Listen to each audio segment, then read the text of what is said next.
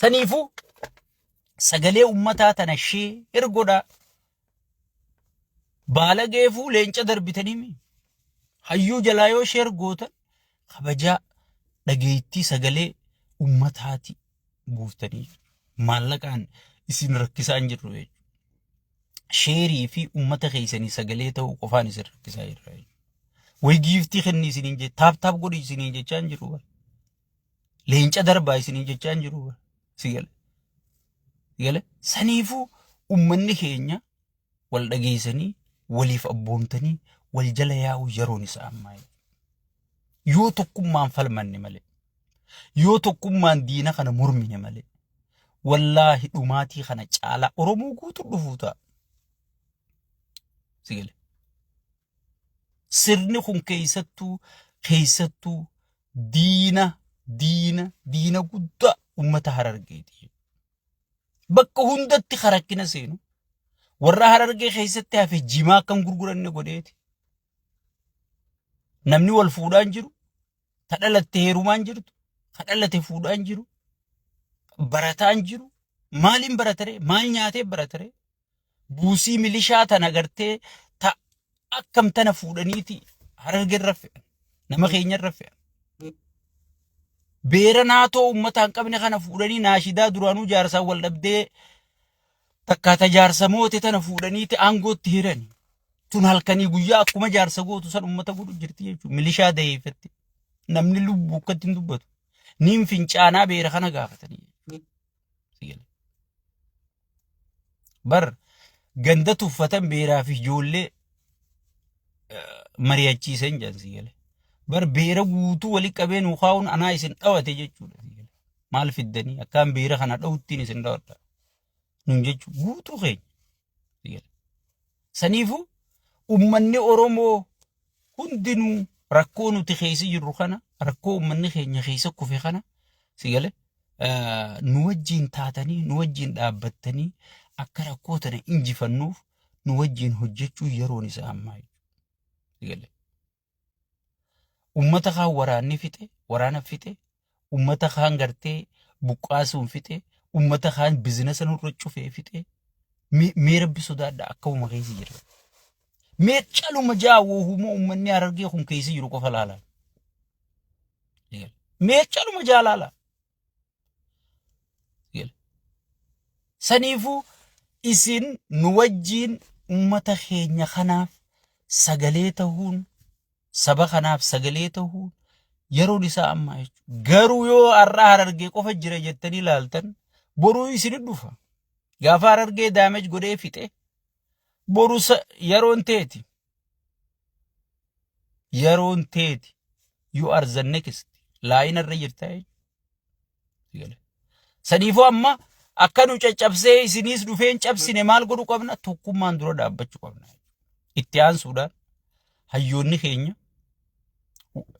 ani waan hayyoonni xiqqoo dubbii miila qopheef ni beeka. Ummanni Oromoo mallee hin dammayne haa arkuu waan qaallichi kun ta'e. Haa arkuu kanaa ol ummanni badee wanni arku hin jirtu. Tarkaanfii barbaachisaa qaallicha kanarra fudhatanii nageenya buusanii ummata kanaaf gartee hanga tokko haragalfannaa gochuun yeroon teessanis ammaa jechuudha. Hayyoonni keenya waan keessaan dalagaa jirtan tana ol baaftanii hatattamaan ummanni dhumeen warqa ummata kaan beeltii fitti kaan qurxummiin baharaa fitti kaan milishaan fitti kaan kun oofannoo ijaanii amma akka birootti ijaaranii fixu jiranii. Ummanni daaraa ta'ee jira. Ummanni isin ganaa bulchuuf teessanuu sigale gaafina taa'e.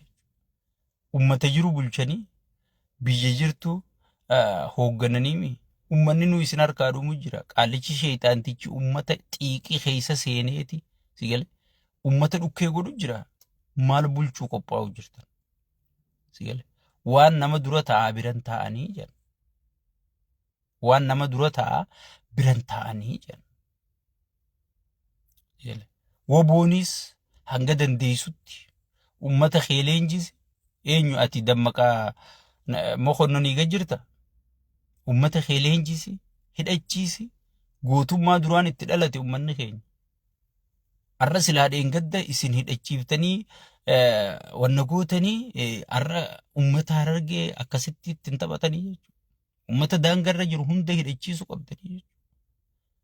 Dheengadda osoo Boorana hidhachiiftanii ichiin Soomaleen daangaa san cabsitee hin lallabattu jechuudha. Baale gaafaanan iyyu san gurraadhaan mulee je'ee dura iccitii sannaa gabbaase amashi deetii wajji walii galanii gurraadhaan mulee gurguree jiraa jee anaa gabbaase osoo gaafa san itti gallakkiftanii warra Baalee kana hidhachiiftanii hujiin isinirraa laafachaa deemtii jechuudha. Si galee saniifuu mootummaa isinii boru mootummaa ta'uu deemtan waan taateef amma daangaan keessan akka isin jalaan sarbamne mootummaan gartee akka ummata kana isin jalaan miine irraa hooyi jecha si galee kun dhimma keessanii miti anniin beeka sirriittiin beeka itti gaafatamummaa qabu jira itti gaafatamummaa illee qabdan dhugaa garuu ummanni kun yoo jiraate qofa isinuu jiraattan waan ta'eef sheeyxaana gartee ummataaf dantaan qabne kana isin ummataaf dantaa waan qabdaniif ummata keessanirraa baraaru ummata keessan harka lafa jalaatiin waan wayinfirraa dhorkan harka nannaquun yeroon isaa ammaa jechuudha. Yeroon isaa amma. Yeroon teessee nama neetu. Lubbuun takka baateen deebitu. Ummanni arra dhumaa jiru kun bakka ummanni arra buqqeessan warra waboo nyaata kennuu jira warra waboo informeeshina kennuu jira warra haya amma bakka saniin isini qooyte moo isinitti hin qooyne osoo duraan hidhachiiftanii osoo duraan suuta dho'isaallee injiftanii wallee injifsaa jettanii qawwee hanga tokkotti facaaftanii ifiin eegaa dho'ifadhaa jettanii si galee ummanni keenyaa yoo waboon itti kennite informeeshina guurra jettanii gartee milisha walimtanii maarree san dhiisa amma bakka takka bakka maqaa dha'uun barbaanne bakka dhayitee waboollee injiftee bakka dhaqanii milishatti manii raayyaan ittisaa dhufee mana buqqisee qawwee fuudhee deemee jira si galee shawaa tana keessa shawaa keessa akkas bakka godhanii jira. Ummanni keenyaas baalagee isin keessa deemtee gartee informeeshina kennitu informeeshina guurtu adabachuu baruu qabdanii jechuudha. Si galee adabachuu baruu qabdanii jechuudha. Soo saniifuu kana hunda walitti idaanee ilkeen takka jirtu waaciniin ayyaanii wal marihannee ilaa filaameedhaan mirga keenya kabachiisuu yeroon isaa amma jechuudha. Yeroon isaa amma. Mirga ummata keenyallee kabachiisuu yeroon isaa amma jechuudha. Ummanni miidiyaarra jirtan warra gandaan isin qootu warra amantiin isin qootu diinni keessan guddaan nama gandaan isin qootu. Abbootiin teessan kan gatii kafalanii Taaddasaa Birruu kan itti gallakkisee shawarraa ka'ee galamsoo dhaqeef Oromoodha jechuuf biyya Oromooti jechuuf. Jaarraa abbaa gadaa kan itti gallakkisee Baale dhufeef biyya Oromooti jechuuf biyya isaati jechuuf obboleeyyan isaati jechuuf. Si galee waan gartee abbootiin teenya dhiigaan miilaan deemanii waliin nu hidhan duriyyeen laayifii nu harkaa balleessuu hin dandeessu jechuudha. Laayifii feesbuukaatiin nu harkaa balleessuu hin dandeessu jechuudha. Karaa banuuf hin qabnu. Itti aansuudhaan warra hayyoota keenya xiqqeessee arrabsu kana piippiin maqaa Harargee baafattee amma poostii isinii godhee na jala garseen alaalaa